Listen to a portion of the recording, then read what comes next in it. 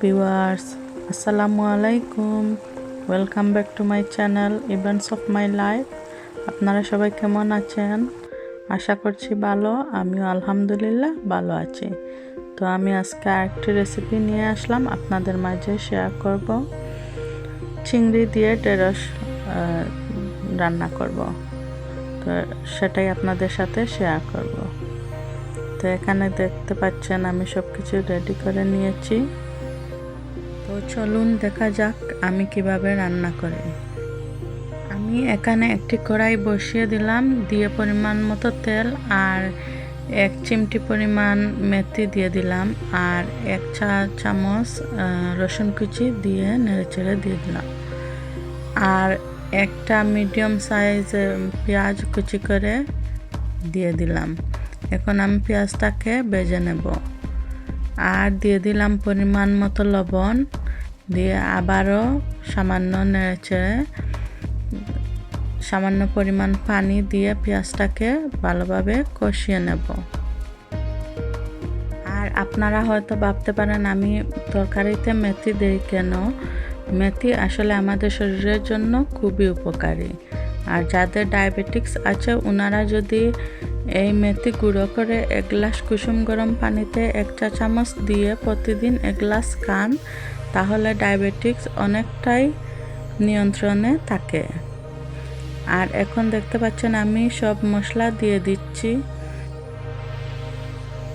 আর দিয়ে দিলাম 2টো cherry tomato slice করে। এখন সব কিছু একসাথে মিশিয়ে নেড়েচেড়ে আর সামান্য পানি দিয়ে কিছুক্ষণ মশলাটাকে কষিয়ে নেব।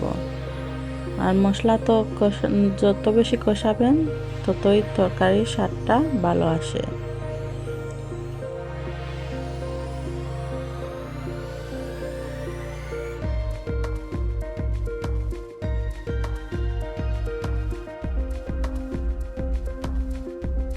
আমার মশলা কষানো হয়ে গিয়েছে। এখন আমি দিয়ে দিলাম ঢেঁড়স এবং চিংড়ি দিয়ে আবারও নেড়েচেড়ে কষিয়ে নেব। আমি এখানে আস্ত ঢেঁড়স দিয়ে দিয়েছি, আপনারা চাইলে এগুলোকে আরও ছোটো করে কেটে নিতে পারেন।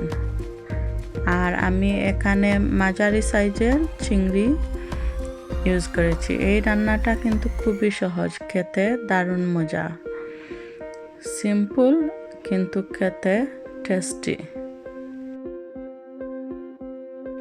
এখন আমি ঢাকনা দিয়ে ঢেকে 5 মিনিটের মতো কষিয়ে নেব। আর এ পর্যায়ে আমি কোনো পানি ব্যবহার করিনি। চিংড়ি এবং ঢেঁড়স থেকে যে পানি বের হবে তাতেই কষে যাবে। তো এখন দেখতে পাচ্ছেন আমি ঢাকনা সরিয়ে আবারও নেড়েচেড়ে দিলাম, দিয়ে এখন আমি 1.5 কাপের মতো পানি দিয়ে দিলাম। ঝোলটা আপনাদের ইচ্ছে মতো, আপনারা যদি চান আরও বেশি দিতে তাহলে দিতে পারবেন। আমার এইটুকুই দরকার তাই আমি এইটুকুই ব্যবহার করলাম। এখন দিয়ে দিলাম কিছু কাঁচামরিচ, দিয়ে আবারও 2-3 মিনিটের জন্য ঢাকনা দিয়ে ঢেকে দেব।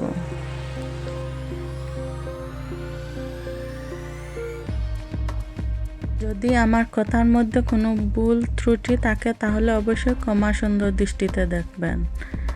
আর এই তো দেখতে পাচ্ছেন আমার তরকারিটা হয়ে গিয়েছে। এখন আমি ধনেপাতা দিয়ে নামিয়ে নেব। আমার ভিডিওটা যদি ভালো লেগে থাকে তাহলে লাইক, শেয়ার এবং সাবস্ক্রাইব করবেন। আর আপনার ফ্যামিলি এবং ফ্রেন্ডসদের সাথে শেয়ার করবেন।